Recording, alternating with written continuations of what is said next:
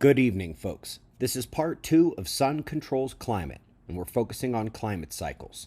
There are two categories, and one of them, which is not the main focus of today, but which we'll discuss briefly, is described in our field literature review textbook, and now even in modern climate analysis. The latest reports from the International Panel on Climate Change, the IPCC, went so far as to acknowledge a number of these modulation potentials: ENSO, which is El Nino and La Nina; Pacific Decadal Oscillation; Atlantic Oscillation; hemispheric annular modes, and this is believed to be a decadal scale forcing, 10, 20, 30, and 40-year harmonics, as solar energy works the sea surface temperatures over the 11-year cycle via its influence over the Hadley cells and the Walker circulation.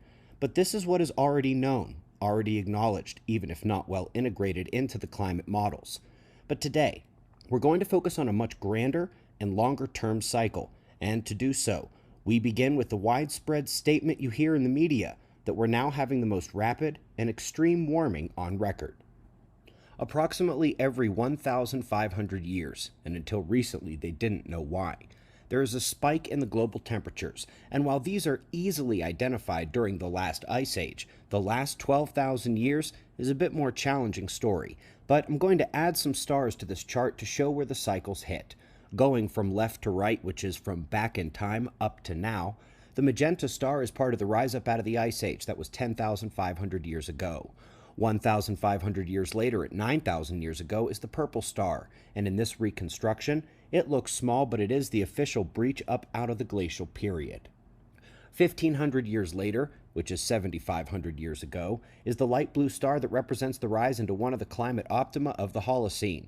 The only star not to have a rise in temperature is 6,000 years ago, the green star, and the 6,000-year cycle events, which are 4 of the 1,500-year events, is a special one. We'll come back to that in a minute, but up from there, the next one spiked into the other climate optimum, and notable high points in temperature the last few thousand years represent the marks of the other stars.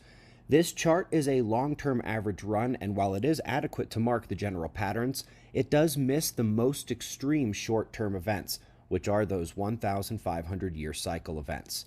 And those 1,500-year cycle events of heating, with the exception of the fourth one, the 6,000-year event, is called the Dansgaard-Oeschger cycle, and it is an average of 3 to 5 degrees Celsius jump in temperatures over 40 years, but with extreme examples reaching up to 8 degrees in 40 years.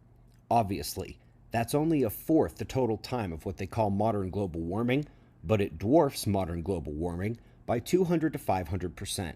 So when you hear that modern warming is record level and out of control and without precedent, that is plainly false. So what about those things that happen every 6,000 years? For reasons, again, not understood until recently, there's also a 6,000-year cycle. It appears to hit the fourth 1,500-year cycle, and this one swings the Earth the other way, with ice loosing in the polar region, dramatic cold, hydroclimate changes in the tropical region, and major flooding.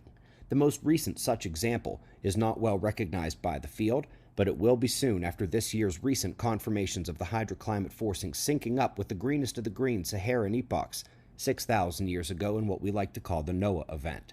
In a major revelation this year, it was confirmed that the 1,500 and the 6,000-year cycles do sync up, which fortified the best existing hypothesis of that correlation, the Sun. They call it the Heinrich-Bond solar cycle, and this is not the best name. Bond events were thought to be the modern version of Dansgaard-Oeschger events, but they should just keep the same name. Either way, the idea is that the cyclic superflares on the Sun cause these events on Earth. With the solar wind energy preferring the polar region, this energy beams down throughout the atmosphere in equatorward traveling waves, providing both direct forcing and indirect forcing through the global electric circuit. Hopefully we're remembering part 1.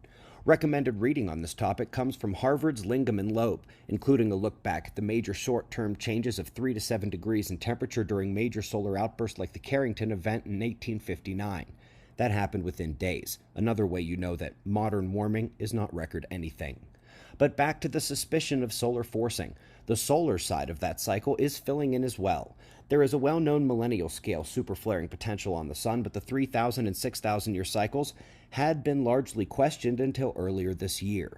And with all the geophysical and heliophysical cycles of extreme nature being harmonics, one must guess that the sun's slightly smaller millennial cycle is probably about 1500 years, although, of course, a 1,000-year cycle would work for the sun side. But with the Dansgaard-Oeschger cycle being 1500 years, it appears that's a good bet for the millennial solar cycle as well. And with the 6,000-year event being so powerful, it would be enough to loose that ice from the polar region, not just heat up the atmosphere of the world. And when you loose that ice, you trigger the heat transport shutdown and desalination of the oceans, and you cause the Heinrich event.